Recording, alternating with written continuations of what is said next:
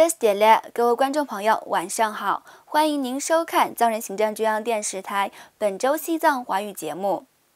今天是藏历2144年8月23号，公元2017年10月13号。今天新闻的主要内容有：藏人行政中央举行550战略规划会议新闻发布会。原噶伦赤巴响东仁波切在550战略规划接风宴会上发表演讲。达赖喇嘛尊者莅领550战略规划会议。达赖喇嘛尊者致函祝贺国际废除核武器运动组织获2017年诺贝尔和平奖。藏人行政中央司政对550战略规划会议致闭幕词。藏人行政中央举行藏中和谈筹备小组第29次工作会议。下面请看详细内容。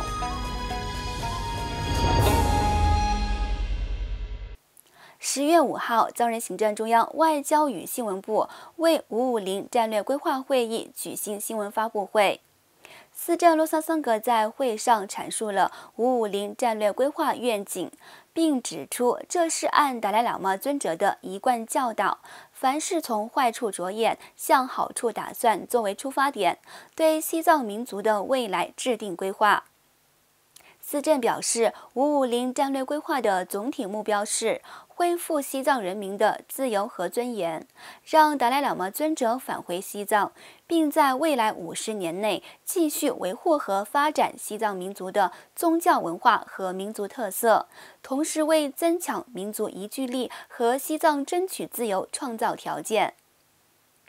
当天，藏人行政中央前噶伦赤巴响东仁波切出席了在该酒店举办的550论坛欢迎宴会，并向与会者发表了讲话，分享了他对西藏现状以及未来变革前景的看法。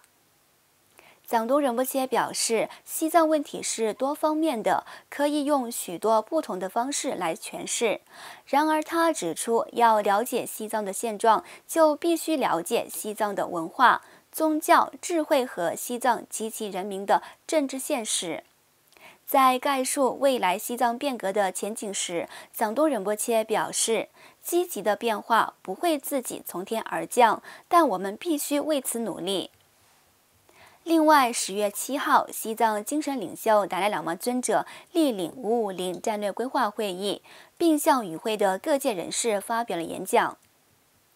达赖喇嘛尊者指出，历史上西藏曾经是一个与中国和蒙古一样拥有独立地位的国家，也被称为亚洲3大强国。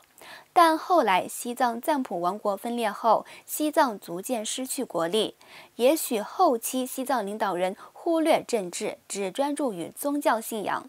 达赖喇嘛尊者继续表示，即使如此，西藏政治存在诸多不确定因素，但是因独特的语言文化和传统宗教信仰，使西藏3区始终凝聚成一体，并至今保持着藏人的特殊身份。紧接着，达赖喇嘛尊者还回忆起中国在文革期间挥灭西藏传统宗教文化带来的灾难。尊者表示，中国试图通过洗脑、贿赂，甚至用武力消灭西藏的宗教文化。然而，屡遭失败的中国领导人从未预料到西藏问题在50多年后，不但没有销声匿迹，反而越来越受到国际社会的极大关注。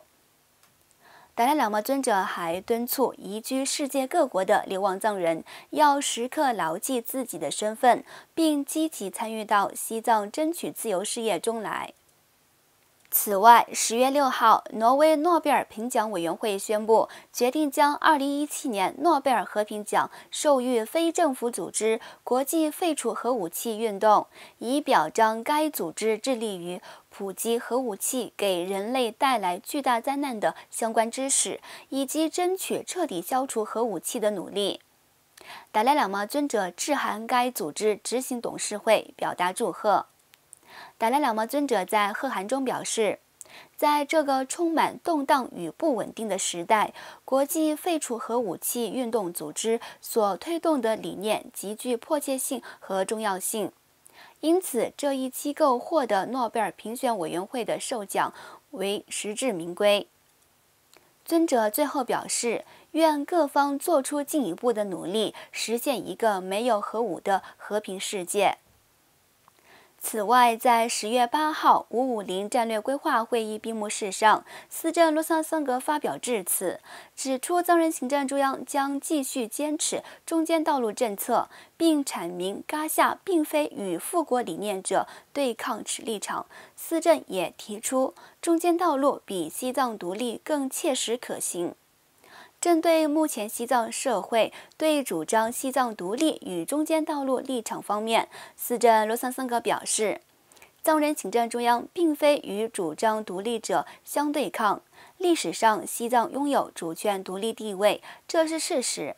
但是极少数人以独立抗争为借口批评达赖喇嘛尊者，这是无法接受的。我们尊重主张西藏独立的个人与团体，以及他们在西藏事业中的激起与奉献。但大家应该要认识到，对西藏民族和西藏事业做出最大贡献者，除达赖喇嘛尊者还有谁？司政谈到，主张中间道路比主张西藏独立更现实、更可行。目前在国际上，支持中间道路者日益增多，而支持独立者的比率相对很低。与此同时，藏人行政中央举行藏中和谈筹备小组第29次工作会议，研讨达赖喇嘛尊者特使与中国政府代表间展开对话的未来前景。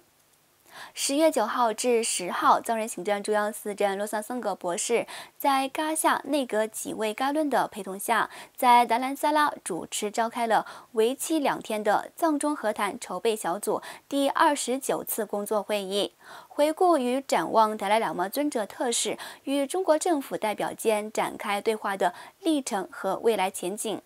此次会议是自1999年藏中和谈筹备小组成立以来进行的第29次和谈工作会议，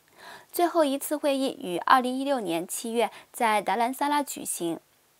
组建藏中和谈筹备小组，旨在寻找藏中间的共同点，协助推动藏中和谈，为和平解决西藏问题找到双方都能够接受的谈判路径。观众朋友，藏人行政中央电视台本周西藏华语节目就到此结束了，感谢您的收看，我们下周同一时间再会，祝你有个愉快的周末。